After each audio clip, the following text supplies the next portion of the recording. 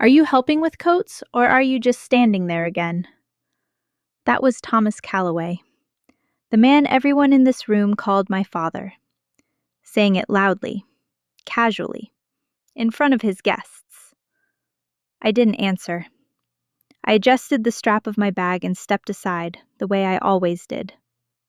Let me back up. My name is Evelyn Hart. I'm 30 years old, and in the Calloway family, I have always been labeled the same way. The extra. The quiet one. The daughter who never quite fit the picture. Not useless enough to throw away, not important enough to acknowledge. Thomas Calloway built his life on structure, reputation, order. He believed families existed to preserve what they had built, not to nurture feelings that slowed progress. Emotion, to him, was inefficiency. So every gathering followed rules. Who spoke first? Who was praised? Who mattered? I learned early where I stood. I was always introduced last, sometimes not at all. I was allowed to attend, but never expected to contribute. Like a placeholder, a margin note.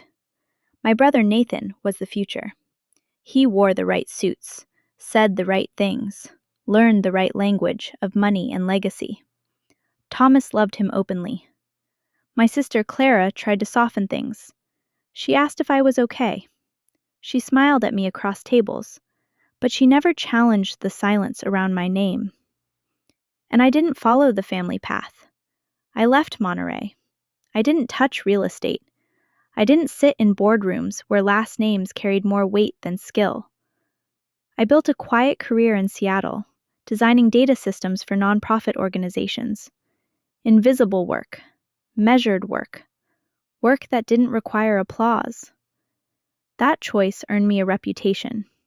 Difficult, unaligned, unnecessary. Here's the thing they don't know. I didn't leave because I couldn't keep up. I left because I saw the game early.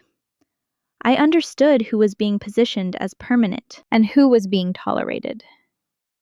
Tonight, I came back for the 40th anniversary celebration of Thomas and Margaret Calloway. A room full of investors, partners, and people who thought they knew this family. I stood near the edge of the ballroom, holding a small bag. Inside it was a thin envelope. Nothing dramatic, nothing loud, just paper. It had kept me awake for nearly 2 months.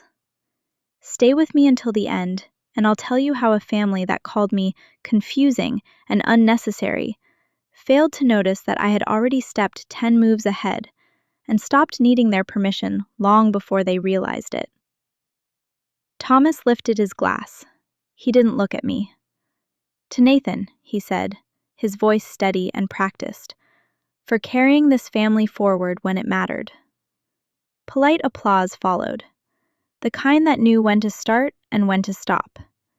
Then he turned slightly, smiled at Clara, and added something about grace and balance. My name was not used once. I stood 3 steps behind the main table, close enough to hear the clink of ice in his glass, far enough to be unnecessary. That distance was familiar. It had been measured for me years ago. Watching Nathan accept praise always felt like watching a well-rehearsed transfer of ownership. He nodded at the right moments. He didn't look surprised. He had been trained for this recognition since childhood. I remembered high school. Nathan's acceptance letter arrived in a thick envelope, embossed, expensive before it was even opened. Private school. Tuition covered. Connections included. My parents hosted a dinner that night. My own letter came weeks later. A scholarship. Partial. Conditional. It required leaving town, working part-time, and maintaining grades high enough to justify my presence. Thomas called it character building. I called it logistics. I packed quietly. No dinner, no speech, just a handshake and a reminder not to embarrass the family name somewhere unfamiliar. Later, when I started working in data systems for nonprofit organizations, Thomas nodded the way people do when they don't plan to remember what you said. Admirable, he told a colleague once. within my hearing range, but not real value. It doesn't scale. That phrase stuck. Not real value. At my college graduation, he stayed for 12 minutes, long enough for photographs, short enough to avoid conversation. "I don't belong in academic environments," he said while checking his watch. "They celebrate potential instead of results." He left before my name was called. Margaret stood beside me, hands folded, eyes damp but quiet. She had mastered stillness as survival. If Thomas raised his voice, she softened hers. If he dismissed something, she reframed it as timing. She never contradicted him. She absorbed. That night, years later, I tried again. I had paid for the restoration of the old cedar house by the inlet, the one Thomas claimed had history. New foundation, reinforced beams, electrical redone properly, not cheaply. I hired specialists who knew how to preserve without erasing. I didn't announce it, I just handed him the keys. He inspected the work the way he inspected balance sheets, slowly, critically. "Smart allocation," he said. "Long-term value retention." Then he told guests it was something he'd planned for years. I didn't correct him. I started to see the pattern clearly then. Effort wasn't rejected, it was repurposed. Affection wasn't denied, it was reassigned. Everything I gave was acceptable only when it could be folded neatly into the Callaway image and labeled as strategy instead of care. That realization changed the way I stood in rooms. I stopped waiting to be seen. At the party, servers moved past me without asking. Guests mistook me for staff. One woman handed me her empty glass. I took it, placed it on a tray, and returned it without comment. It was easier that way. Thomas continued speaking. Nathan continued receiving. Clara continued trying to bridge a gap she wasn't allowed to name. And I stood there, holding my bag, feeling the weight of the envelope inside it. Not heavy in grams, just in consequence. I understood something finally, with clarity that didn't hurt. In this family, my efforts had never been invisible. They had simply only been useful when they could be claimed by someone else. That knowledge didn't break me. It organized me. And once you understand the rules of a system, you stop asking it for mercy and start preparing your exit. The email arrived at 2:14 a.m. No greeting, no signature, just one sentence. "You should look at your birth certificate more closely." I didn't delete it. I didn't reply. I stared at the screen long enough for the glow to feel clinical, like a hospital hallway after visiting hours. I told myself it was nothing. A prank, a jealous cousin, a stranger with poor boundaries. But the thought stayed, not loud, persistent. I ordered a DNA test the next morning, online, paid with my own card, no discount codes, no family accounts. I told myself it was curiosity, a way to quiet a question that had no proof. When the kit arrived, I left it unopened on my desk for 3 days. I didn't rush. Rushing implies hope. I followed the instructions carefully. Saliva, seal, label, mail. The waiting was worse than I expected, not because I feared the result, but because of how little I felt while waiting.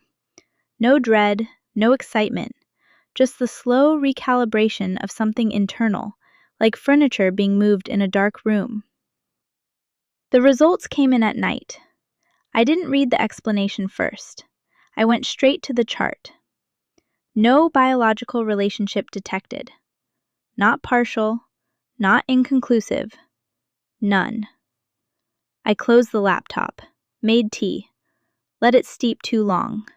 That still wasn't enough. Online tests are convenient. They're also deniable. I needed something quieter, less contestable. Thomas owned many coats, wool, cashmere, heavy things meant to signal permanence. One of them, dark gray, worn at the cuffs, hung untouched in the back of the hall closet. He hadn't worn it in years. I waited until the house was empty. I removed a single hair from the inner seam, not pulled, not cut, lifted.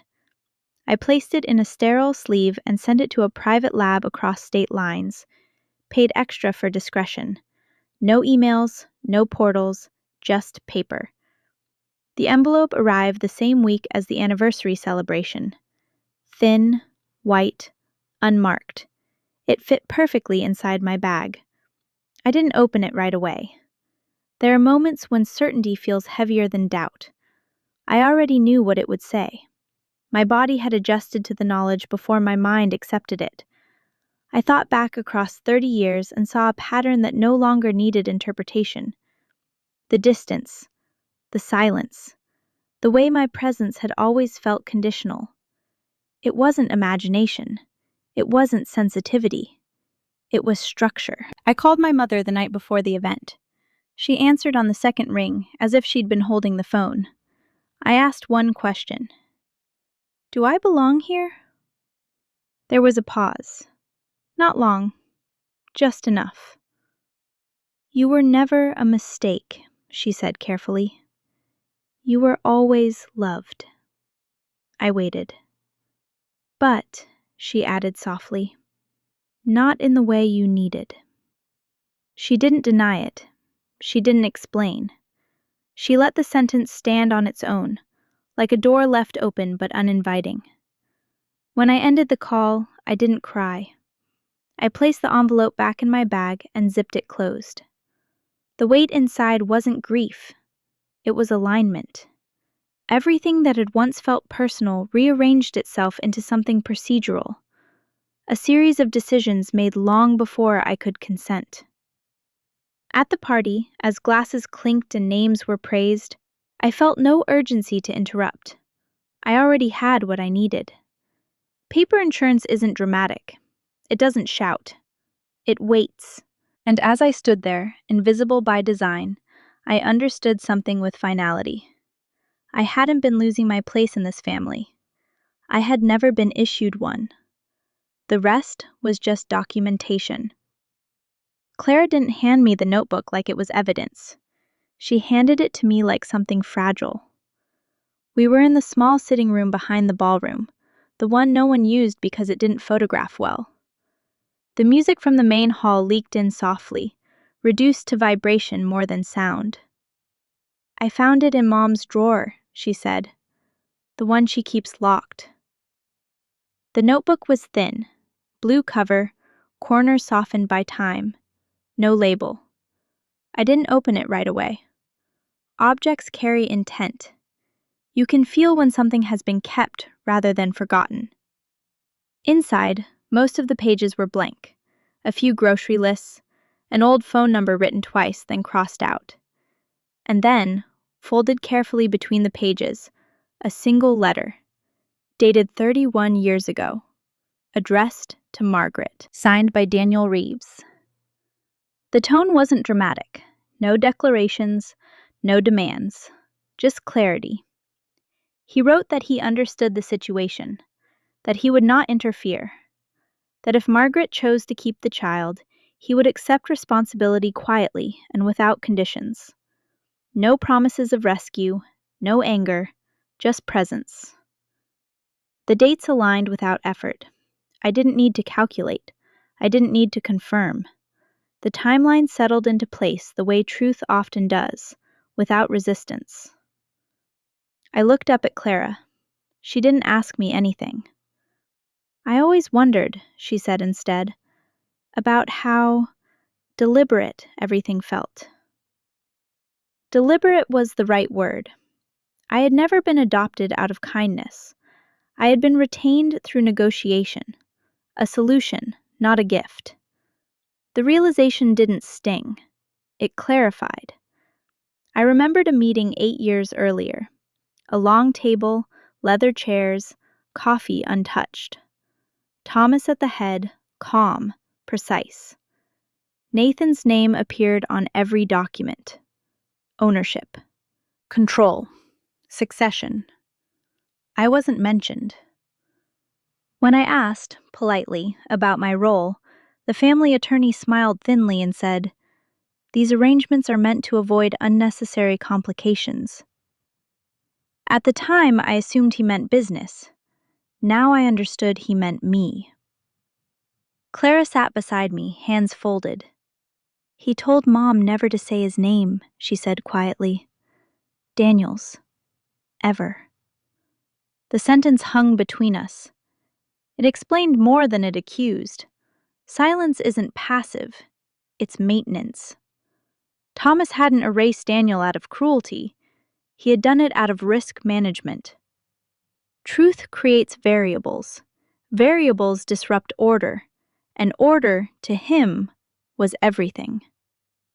I closed the notebook. I didn't ask Clara how long she'd known. It didn't matter. Knowing late is still knowing. Outside, the party continued. Glasses raised, laughter timed, a celebration of permanence built on omission. I thought of the envelope in my bag, the lab seal, the clean language of confirmation. Peter Insurance works because it doesn't argue, it documents. And what I was holding now was another form of it. Not legal yet, but contextual.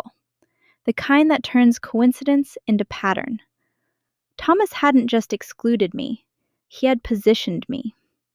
Every decision, the scholarships, the distance, the absence, had been a controlled exposure, enough to keep me useful, never enough to make me entitled. I stood up. Clara reached for my arm, then stopped herself. I'm sorry, she said. I know, I replied. And I did. Apologies don't change architecture. As I slipped the notebook back into my bag, beside the envelope, I felt no urgency to confront anyone. This wasn't about emotion. This was about sequence. First, you collect the record. Then, you let the record speak. The room outside applauded something. Someone's name was called. Probably Nathan's. I didn't flinch. The past had finished assembling itself. All that remained was timing. The email from Daniel Reeves arrived the morning of the anniversary dinner. It didn't come with urgency. No subject line in all caps, no apology wrapped in explanation, just a few paragraphs, measured, clean. He wrote that he lived in Boise, Idaho, that he had been informed, years ago, of the situation, that he had respected the boundary placed in front of him. I'm not reaching out to claim anything, he said, not a title, not a role. I only want you to know that your existence was never a problem to me. He didn't call himself my father. He didn't ask to meet. He said he would respect whatever choice I made. That restraint landed harder than any declaration could have. For 30 years, I had been surrounded by people who managed me, my presence, my distance, my usefulness. And here was a man who had been kept away, choosing not to cross a line that was never his to draw. It clarified something. What I had been missing wasn't money, or access, or inheritance. It was acknowledgement without condition. I closed the email and didn't respond. Not yet. At the venue, everything gleamed. Crystal, linen, carefully placed light. A celebration designed to suggest permanence. I stood near the edge again, the familiar position. I weighed my options quietly. Silence had protected me for years. It had kept me fed, educated, mobile. Truth would do something else entirely. I wasn't afraid of exposure. I was assessing impact. Thomas passed by with a group of donors, his hand briefly resting on Nathan's shoulder as he spoke about vision and continuity. When someone gestured toward me and asked what I did now, Thomas answered before I could. She works in systems, he said, the kind nonprofits use. It's useful for reports, public image. He smiled as if he'd said something generous. I watched the donor nod, interest already fading. That was the moment I understood. I wasn't underestimated. I was curated. Later, I asked Thomas for a word in private. He didn't object. Control prefers quiet rooms. We stood near a window overlooking the water. Boats drifted, lights reflected. Everything looked stable. I asked him one question. Did you know? He didn't ask what I meant. Yes, he said. No hesitation. No defensiveness. That answer told me everything I needed. And you thought, I continued, that this was acceptable? He adjusted his cuff. I gave you my name, he said. I gave you opportunity. That was not required. He said it the way men talk about charitable deductions, an allowance, a courtesy. You should be grateful, he added. Most people don't get that much. I nodded, because gratitude, I'd learned, was expected even when it was undeserved. What he didn't know, what he had never considered necessary to know, was that I had stopped seeking legitimacy from him years ago. I had been building something parallel, quiet, documented, secured, paper insurance, files, transfers, signatures, oversights logged and preserved, not to attack, to exist independently of his permission. As he turned back toward the ballroom, already done with the conversation, I felt nothing rise in my chest. No anger, no grief, just precision. There was a time when this truth would have broken me, when hearing that my name was a favor would have collapsed something essential. But timing matters, and by the time the truth arrived, I had already outgrown the need for reconciliation. I returned to the room. The music swelled. Applause followed a speech I wasn't listening to. I reached into my bag and touched the envelope. Still sealed. Still patient. The truth wasn't a weapon. It was leverage. And I was the only one in the room who knew exactly when to use it. The anniversary celebration was held at a coastal resort designed to look effortless. White stone, glass walls, ocean held at a respectful distance. The kind of place investors preferred because nothing unpredictable was allowed to happen there. People arrived already knowing who mattered. I wore a simple dress, no jewelry, neutral colors, something that wouldn't invite conversation. It worked. A woman I didn't recognize handed me her empty champagne flute and asked if the bar was still open. Another guest asked where the restrooms were, then thanked me for being helpful. I answered politely. Misidentification is easier when it confirms expectations. The room filled with donors, partners, and people whose presence had been calculated weeks in advance. Everyone stood where they were meant to stand. I stayed near the back, close to the exit. Old habit. On stage, Thomas adjusted the microphone. His voice carried without effort. Confidence does that. He spoke about legacy, about continuity, about responsibility. He thanked people by name, names that matched contributions, alliances, influence. Then he turned toward Nathan. My son, he said, resting a hand briefly on Nathan's shoulder. The only one prepared to take this forward. Applause followed, immediate, sincere. Nathan nodded once, controlled, trained. I felt no reaction rise in me, just recognition. I reached into my bag. The envelope was still there, thin, precise, contained. Inside it, confirmation, DNA results. A letter from Daniel Reeves. Dates aligned, signatures intact, context sealed. Paper insurance, not emotion, evidence. I stepped forward. One step, then another. The carpet muted the sound of my heels. The stage lights reflected softly off the floor. I was close enough now that I could have been seen clearly if anyone had been looking. That was when I noticed Clara. She stood near the edge of the room, hands clasped, watching me, not with surprise, but with recognition. She knew what I was holding. Her eyes didn't plead. They warned. Not because she feared the truth, because she understood it wouldn't change anything. I stopped. In that pause, something settled fully. Revelation doesn't correct character. Exposure doesn't manufacture remorse. Thomas would not understand this moment as consequence. He would experience it as disruption, a breach of order, a problem to be contained. I wasn't interested in containment. I wasn't interested in spectacle. I stepped back. The applause swelled again as Thomas continued speaking. Words about future initiatives, about stewardship, about values he had never applied evenly. I turned toward the exit. No one followed. No one called my name. At the reception desk, a stack of name placards waited to be collected. Clean font, heavy stock. I found mine. Evelyn Calloway. I held it for a second.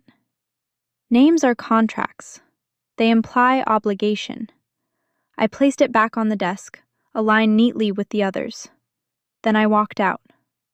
The ocean air was colder than I expected. Salt and wind cut through the fabric of my dress. I welcomed it. Behind me, laughter rose. Glasses clinked. Another toast was made. The system continued operating exactly as designed. As I reached my car, I understood something with complete calm. Walking away wasn't defeat. It was refusal. I hadn't lost my place on that stage. I had declined the role entirely. And the envelope stayed sealed in my bag, not because it lacked power, but because I no longer needed to prove anything to people who had mistaken silence for weakness. Some truths don't need to be spoken aloud. They only need to be carried out of the room. I sent the email the next morning. No greeting, no explanation. Just a clear statement to the family attorney.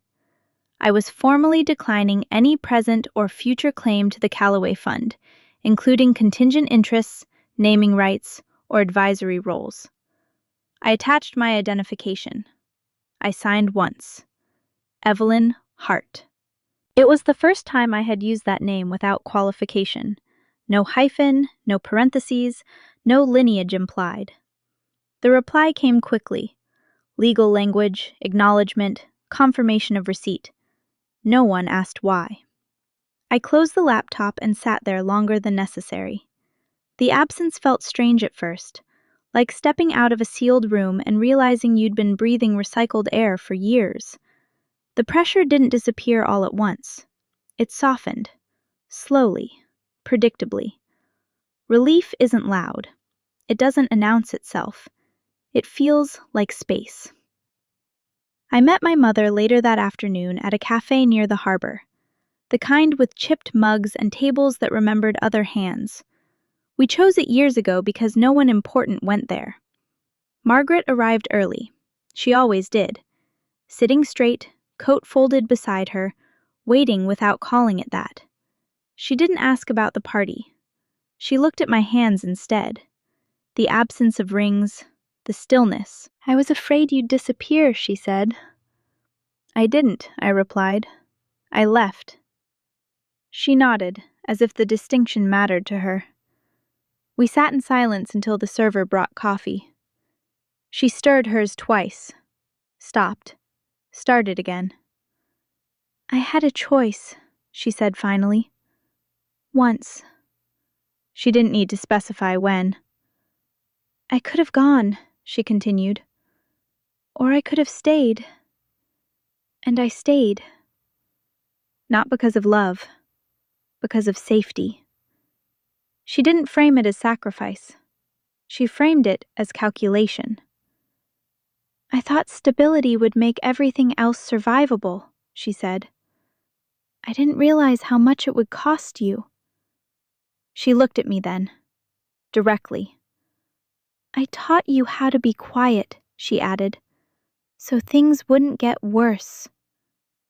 I didn't correct her. She was right. Silence had been the family currency. I had learned to spend it carefully.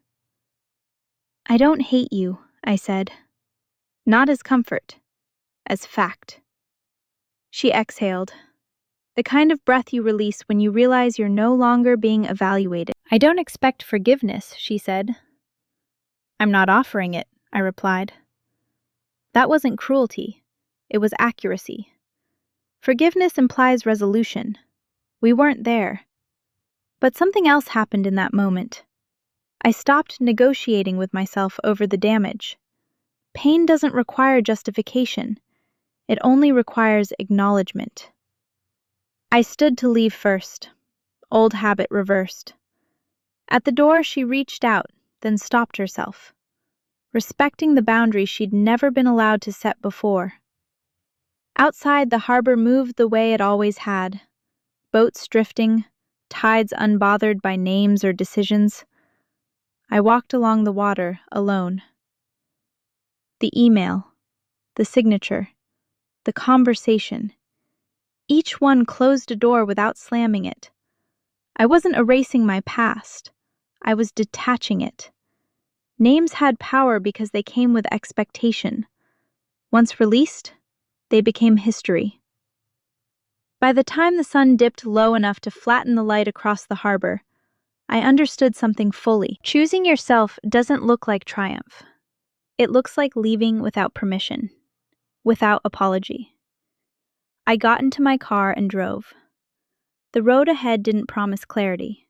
It didn't need to. For the first time, the direction was mine. Clara mailed the hard drive a week later. No note, no explanation. Just a small padded envelope, my name typed cleanly on the label. No return address. I recognized the drive immediately. Black, scuffed at the edges. Thomas had kept it locked in his study, plugged into nothing, treated like a fire extinguisher, never used, but always within reach. I didn't open it right away.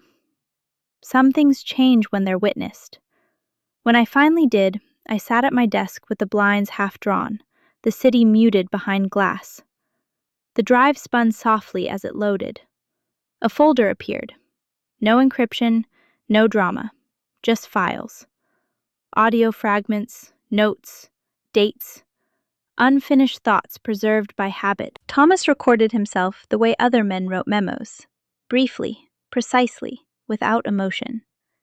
Most of the files were administrative, property adjustments, risk exposure, language for contingency planning.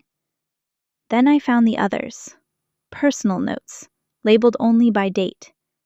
He spoke slowly in them, carefully, as if editing himself in real time. I don't hate her, he said in one recording. That's not the problem. There was a pause, paper moving, a chair creaking. I don't know how to love outside structure. Another file, months later.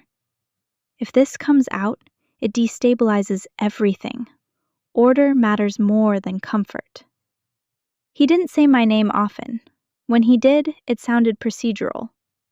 She was never meant to be central, he said once. Just accounted for. Accounted for. In a later note, written, not spoken, he admitted fear. Not of me, of disruption. He believed truth was corrosive, that it dissolved authority, that families functioned only when certain things were kept unspoken. I'm not cruel, he wrote. I'm careful. The note stopped short of apology every time. Not because he didn't see the damage, because apology would have required surrendering control, and that was the one thing he could not afford. I listened through all of it. Once. No rewinding, no second passes. There was no moment of revelation, no spike of feeling, just confirmation. His silence had never been confusion. It had been strategy. He hadn't loved me poorly. He had loved order more.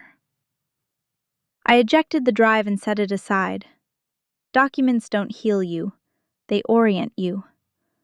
For years, I had wondered if I was misreading him, if I was too sensitive, if I expected something unreasonable. I hadn't. The absence was real and intentional. That mattered. Not because it hurt, though it had, but because it released me from interpretation. I no longer had to imagine alternate versions of him, kinder ones, braver ones.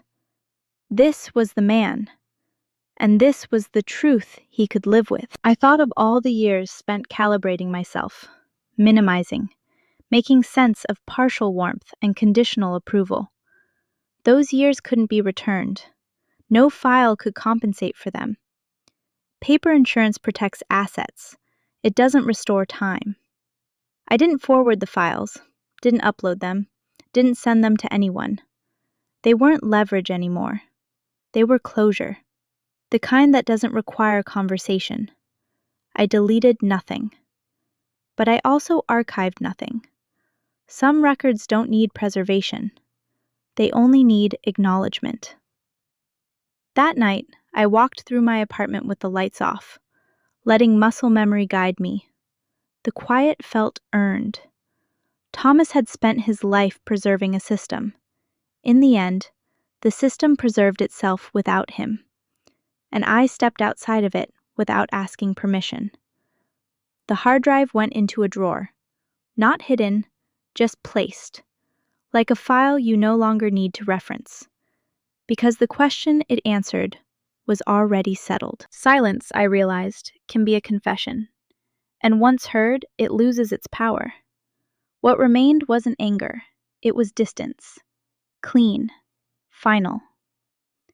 I drove to Idaho alone. No announcement, no itinerary shared. The road stretched the way long decisions do, quiet, uninterrupted, unconcerned with urgency. I stopped only when I needed gas or coffee, nothing ceremonial. Somewhere near the Snake River, I pulled over.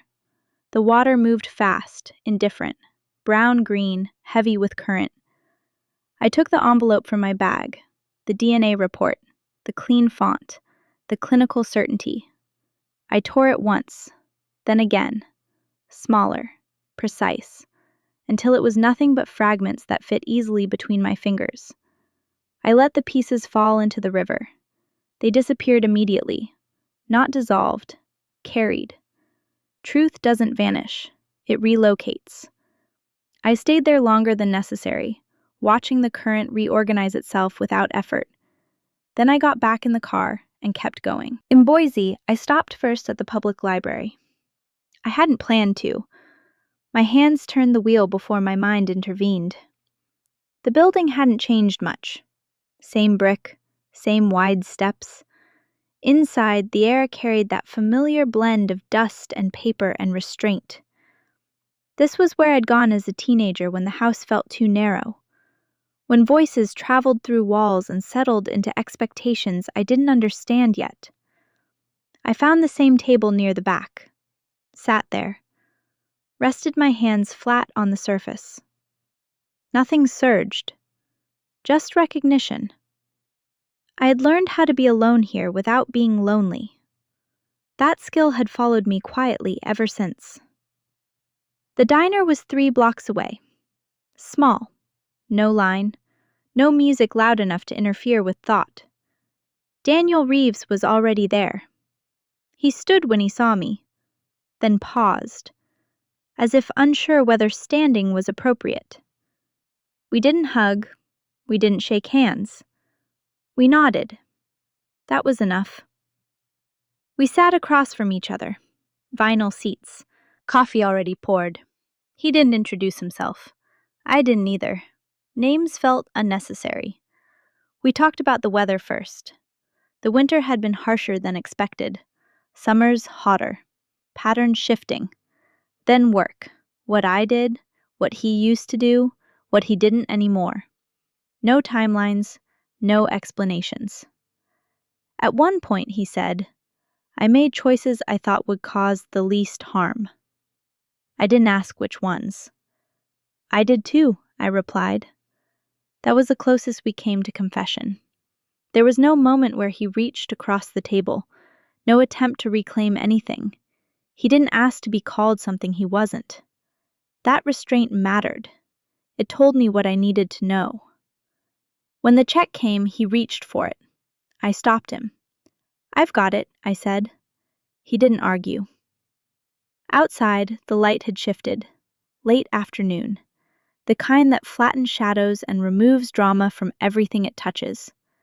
We stood there for a moment. I'm glad you came, he said. I know, I replied. We didn't promise to stay in touch. We didn't close the loop. Some connections don't need maintenance. They exist once, accurately, and that's sufficient. I walked back to my car alone. Driving away, I noticed something without surprise. I wasn't carrying anything with me. No documents, no expectations. I hadn't found a father. I hadn't lost one either. What I found instead was steadiness, the kind that doesn't rely on recognition. Healing, I realized, doesn't arrive as relief. It arrives as neutrality.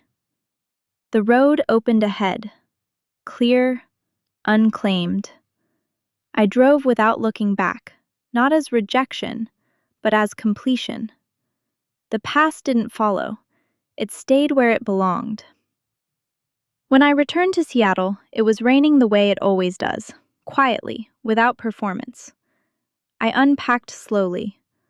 Not because I was tired, but because there was no urgency left to prove anything. The apartment felt unchanged. Same light, same angles, same view of a city that never asked who I came from. I turned on my computer and opened an empty file. What I created first wasn't a document.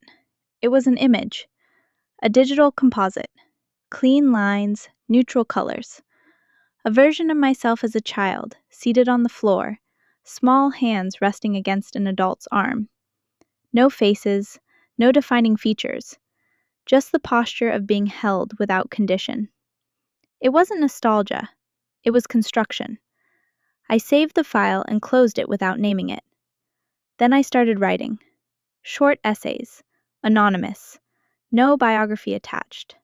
I wrote about systems, families, institutions, names, and how people confuse belonging with value. I wrote about silence as strategy, and about choice as a form of exit.